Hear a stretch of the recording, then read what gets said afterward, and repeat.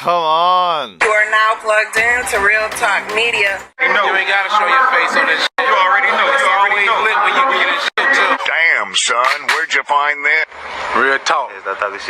That's what you call a real. That's what you call a real man, for real. What's going on, YouTube? This your boy Real Talk. You now tuned in to Real Talk Media. Got something different to talk about today, boy. I'm gonna let y'all know. This whole shit crazy. At the same time, y'all know I don't never wish jail or prison or none of that shit on nobody. I say, if it's an issue, let the nigga be free and let them niggas he was telling on get at him. I mean, hey, they deserve their justice too. He was claiming that street life. Let him get at him. But at the same time, I understand the legal structure too, whether I agree with it or not. But I do think it's some hoe ass shit. So I need y'all in the live chat. If you in the live chat, drop a comment and then go to the regular comments and say that same shit. And if you missed the live chat, just drop it. What do y'all really think about this? Is 24 months enough, or shit he got way more? Did anybody think he was going to be able to come home today?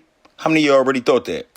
Yeah? Okay, well, let's go ahead and read a little bit of what the judge had to say, and we're going to get a little bit more into it. The rapper and Instagram star Tekashi69 was sentenced to 2 years in prison on Wednesday by a federal judge who gave him credit for pleading guilty and helping prosecutors send several of his former gang associates and the non-trade gangster Bloods to prison. The performer, who's also known as 6ix9ine, legal name Daniel Hernandez, has already spent nearly 13 months in a federal jail, and that time will count towards this federal sentence.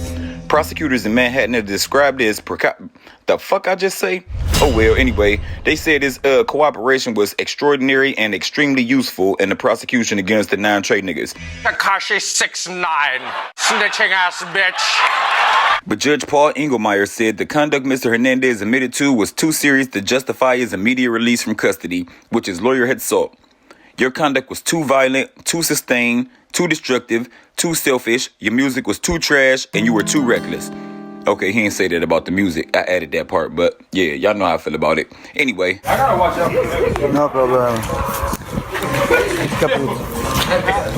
It's good for him. Hold up. Let's make sure this really him before we get to spreading that bullshit. Yo. Ain't this your man? It's a beat niggers, man. Hold up. What the fuck he just say? It's a beat niggers, man. Beat niggers, man. Dobry ci dawaj szla. Nie jest tak daleko, ale wysoko. Some of y'all might wonder, what is his purpose for uploading this video? I don't got one. Too destructive, too selfish, and too reckless with respect to public safety to make a sentence of 13 months at all reasonable, the judge said, listing the litany of shootings and robberies that Mr. Hernandez, 23, had admitted to being a part of. So, I mean, you gotta think about that.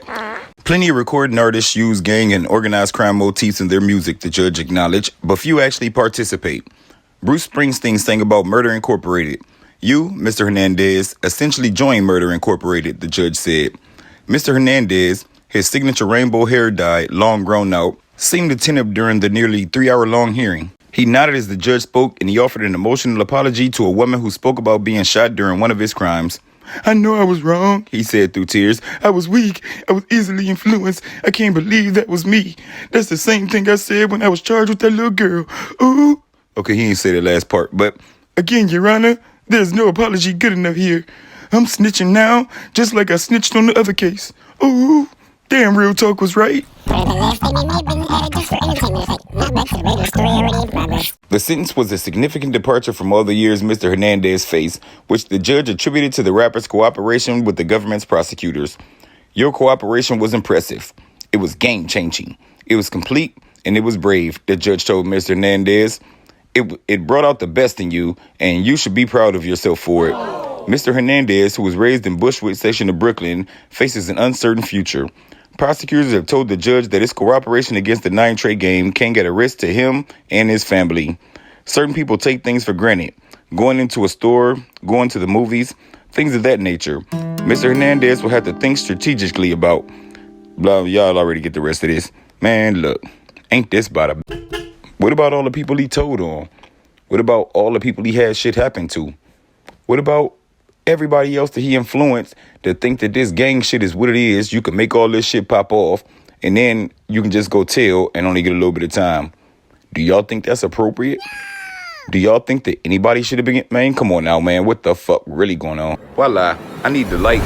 I need the dislikes. I need the comments. I need all that. So if you're watching the video live, Go ahead in the regular comment section and type your area code, your zip code, type Real Talk Media, type nigga I don't give a fuck, type something. But yeah, drop a comment down below and let me know what y'all think about this. I'm on Instagram and Facebook at Real Talk Blogger. Yo, this shit crazy. All it takes is the beat, then I start snapping. Back to rapping, y'all been acting like it's about fashion. Rocking them skinny jeans and them purses. Niggas be dressing like faggots. Doing gay ass dances, but ain't saying shit when they rhyme. But if the beat's something they can